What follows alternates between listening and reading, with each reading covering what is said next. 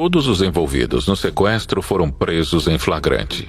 Para surpresa dos policiais que libertaram o cativeiro, apenas um dos sequestradores era brasileiro.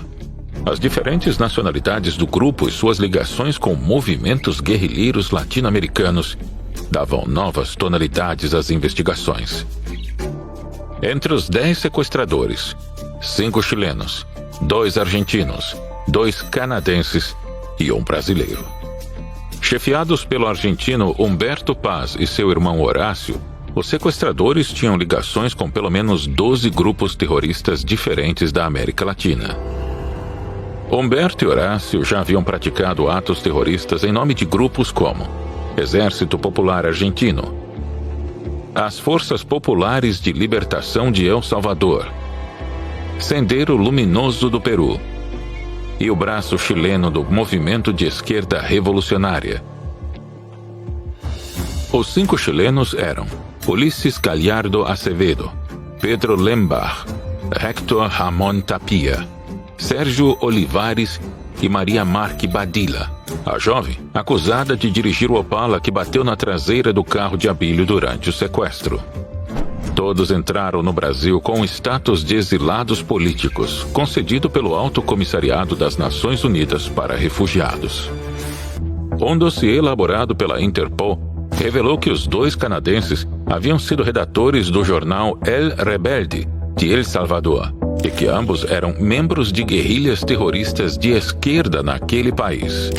Inicialmente, Lamont e Spencer negaram qualquer participação, mas foram desmentidos quando uma explosão no local onde a guerrilha de El Salvador escondia suas armas acabou expondo documentos que provavam o envolvimento de ambos no sequestro. A descoberta dos documentos é o elo perdido que faltava para a Interpol ligar os 10 sequestradores do empresário Abílio Diniz ao movimento mundial de arrecadação de fundos para grupos políticos.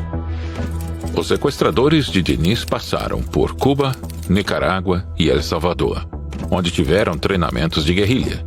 Não tenho dúvida de que essa conexão é mundial e se alastrará até a Europa, disse o delegado Romeu Tuma Júnior, que elaborou o dossiê do sequestro de Abílio para a Interpol. Tinha 10 brasileiros presos, que foram presos em 89 naquele sequestro do Abílio Diniz. Esses jovens que tinham argentinos, tinham, gente da América Latina, ficaram presos 10 anos. E teve um momento que eu fui conversar com o Fernando Henrique Cardoso porque ele estava em greve de fome. E eles iam entrar em greve seca. A greve seca é você ficar sem comer e sem beber. E aí a morte seria certa. E eu então fui procurar o ministro da Justiça, chamado Renan Calheiros. Ele falou para mim: presidente, na época era só Lula, Lula, vai conversar com o Fernando Henrique Cardoso, que eu tenho toda a disposição de mandar soltar o pessoal. E falei para o Fernando Henrique Cardoso: Fernando, você tem a chance de passar para a história como democrata, ou você tem chance de passar para a história como um presidente que permitiu que 10 jovens que cometeram um erro, morram na cadeia, e isso não vai apagar nunca. E o Fernando Henrique Cardoso falou para mim: Lula, se você for conversar com eles e eles acabar com a greve de fome, eu solto eles. E eu fui na cadeia dia 31 de dezembro conversar com os meninos e falei: olha, vocês vão ter que dar a palavra para mim.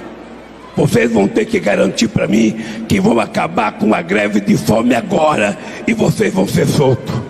E eles respeitaram a proposta, pararam a greve de fome e foram soltos, e eu não sei aonde que eles estão agora.